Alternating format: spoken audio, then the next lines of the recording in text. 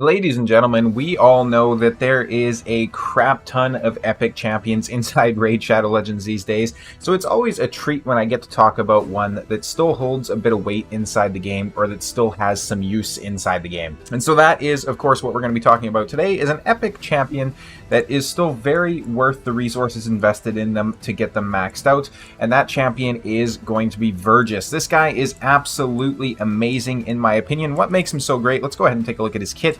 He has an A1, which has a 50% chance when booked. My particular Virgis does have no books in him, and I still use him quite a bit. Has a 50% chance when booked of placing a 30% reflect damage buff on a random ally for 2 turns. Damage based on defense as well, which is quite nice as always. A2 places a continuous heal buff, an increased speed buff, and a reflect damage buff on a target ally for 3 turns. Also, places an ally protection buff on all allies except this champion for 2 turns. Places the big version of increased defense on this champion for 2 turns on a 3-turn cooldown. This is actually a very nice skill. You're getting a heal, an increased speed, and a reflect damage on a target ally, which I do believe can be him. And then you also get an ally protection on everybody else as well as an increased protection on him. It is quite a fantastic skill. This champion can be very effectively run in something like a reflex or refresh accessories as well, considering that his A2 is the only one that has a cooldown. And he also has a passive, which is probably what he's most known for. So this books down to a 1-turn cooldown. So the passive effect places a shield buff on this champion equal to 10% of his max HP for 2 turns whenever this champion loses 10% or more of their max HP in a single hit. And the active effect, which is the part that has the cooldown, places a continuous heal buff on this champion for 2 turns every time their HP drops below 50%. Now, he does also have a 33% defense in dungeon aura, which is a fantastic aura as well. And for the blessing, I have him running inside emergency heal. We'll go over that a little bit. He is 5-star awakened, which is quite nice. These are the stats I have him built in. 59,000 HP, 4,200 defense. You're really just looking for 4,500 defense. You're really looking for 3,200 or higher. He has 229 on the speed and 514 on the resistance. So obviously this guy has a very decent kit. Where are we actually going to be using him? Well, you'll probably know already based on his gearing, and we are going to be using him in the Scarab boss. So we have him in a destroy set, which is going to destroy the enemy max HP by 40% of damage dealt. And then we do also have him in a 2-piece immortal set as well to try and help get some heals on him. Now, another thing to consider is he is placing the shield himself, so when you're using emergency heal, you don't actually have to run him with a blood shield accessory like you do a lot of other champions. He can essentially just place it and he is good to go. Let's go ahead and take a look at the gear. This is the weapon. We are predominantly just looking for HP, speed, and resistance, as always with some of these builds where you're soloing content. Now, this guy definitely can go in with a few additional teammates or a few additional squad mates with him. However, it is usually best just to go ahead and try to solo the Scarab. The more champions you bring in, I've found the more RNG you're introducing into the fight, essentially. And there's no need to bring in like 8 different champions when this guy can do the job pretty well. And for the most part, in the Doom Tower rotations that you're dealing with, you're not really going to be farming Scarab King a whole lot, so you can deal with the fights being a little bit longer, right? Because most of the time, you're going to be farming either the Griffin, or in this case, at least, you're going to be farming Dark Fae. So these are pretty much just fights that you'll only have to do once. This is the particular team here, so I have Queen Ava. This can essentially just be any sort of a nuke champion. It's important that once you get to round 3, you don't touch his AI, because he'll essentially do whatever he needs to. Queen Ava can do whatever she wants for all these rounds. There's no AI presets that are needed. She is essentially just here to nuke down the AI on the first couple waves, and then she's just going to die on the wave 3. So let's go ahead and show you how that works. This is floor 60 of Doom Tower Hard against the Scarab boss. Now, this particular build on the Vergis is going to work regardless of whichever floor you're fighting on. So this particular build is going to be good enough to carry you through all the way. I think floor 90 is the hardest Scarab that we actually face. Queen Ava is, of course, good for this particular role because she can cycle through her turns pretty quick and get some nukes in there as well. You can see Virgis is strong enough to be resisting all the nasty stuff. At the end of the day, we don't... Queen Ava's already dead. Let's go ahead and try that again. We got some bad RNG on her. If we keep getting the bad RNG, I might just bring in a secondary nuker as well. You easily can. If you need to, you can bring in like a Trunder or something like that with her as well, if you have like a Magnar or something like that. Generally, you want it to be an attack-based champion, though, just because you want the champion to die fairly easily on wave 3, because we're not wanting Queen Ava to stay alive. As I was saying, though, You generally want Vergis to be high enough to resist any of the nasty stuff that's being thrown at him by the Scarab. So obviously the Scarab is going to try and provoke you, but on top of that, he's also going to try and steal your buffs every so often. So if you have any sort of, shields or, God forbid, continuous heals that are up on Vergis, you don't want the Scarab King to be able to take those. Now, this is certainly not a very short fight by any means, but you can kind of see how it works. We get here. There's a few different ways. First of all, I'll just go ahead and throw my infographic as always here on screen for you to take a look at and see how the champion is recommended to be built, stats we're looking for, all that sort of good stuff. There's a couple different ways you can get through this fight and a couple different ways you can do it. So first of all, I do have my Virgis built out with decent damage in a destroy set.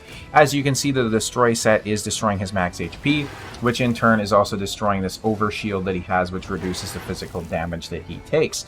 Now, this does turn out to be a fairly fast way to do the fight. If you don't have good enough destroy gear though, or if you're wanting a different strategy, you can actually build Vergis inside a toxic set as well. So you can go ahead and essentially just bring him in here. You won't get this destroyed max HP and you won't be destroying the overshield though, but you will just basically place poisons on him and he can actually solo it that way as well.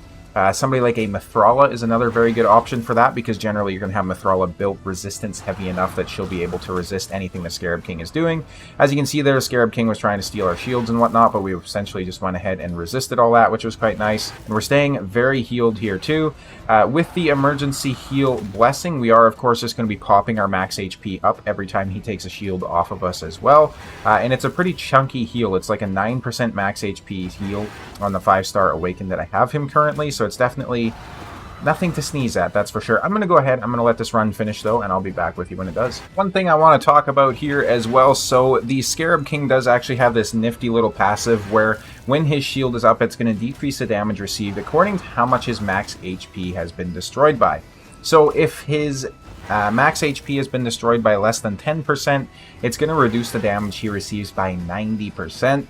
60% if it's between 10 and 20%, 30% if it's between 20 and 30, and then 0% if his max HP has been decreased by more than 30%. So essentially, you can see that we're ticking off these max HP here. We're slowly getting through the shield. We're doing about 2,300 on a non-critical hit currently, and then on a critical hit, we're doing roughly 6,300. Once that overshield pops off, you're going to see that the damage scales up quite a bit as well. So when we started off this particular run, he was only doing, I think, like 1,300 per hit or something crazy like that.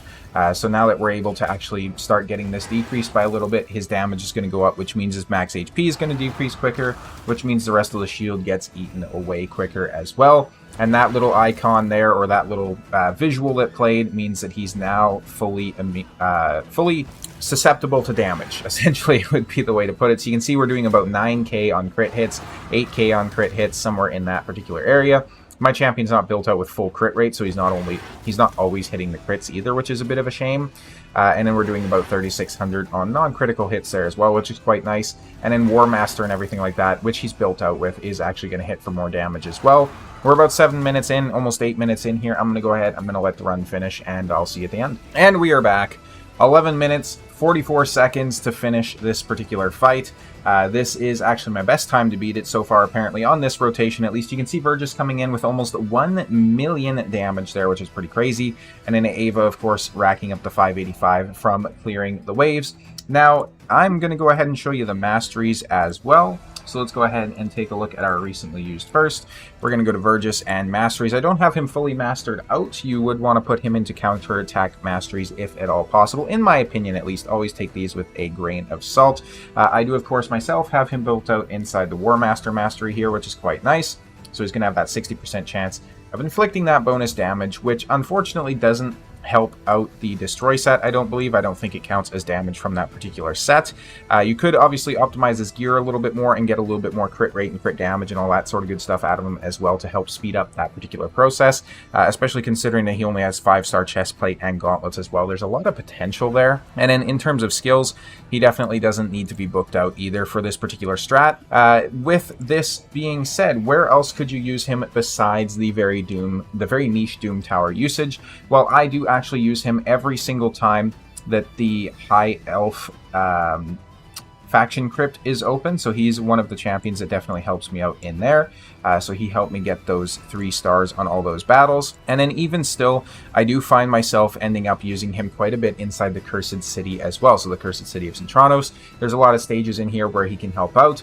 He is an epic champion, so it's going to be easier to get awakenings for him. So if you have an awakening stage where you need, a 5 or 6 star awakening to try and get that star threshold, he can definitely help out on that front as well. Overall, I think Vergis is a very, very good champion, and I do think he deserves a little bit more love than he gets these days, especially for the protection that he can bring in and stuff like that too. You can see that everybody is fairly happy with him, though, based on the reviews. Something I wish Raid would do, though, is with these recommended artifacts, I wish you could see player recommendations. That still hasn't been implemented yet. But this is very bare bones suggestions, right? So you have the defense set, which nobody's using that anymore. The life set, nobody's using that. Update this at least, let us know what we should be using on it. They have HP and defense. I don't think that's very viable, right?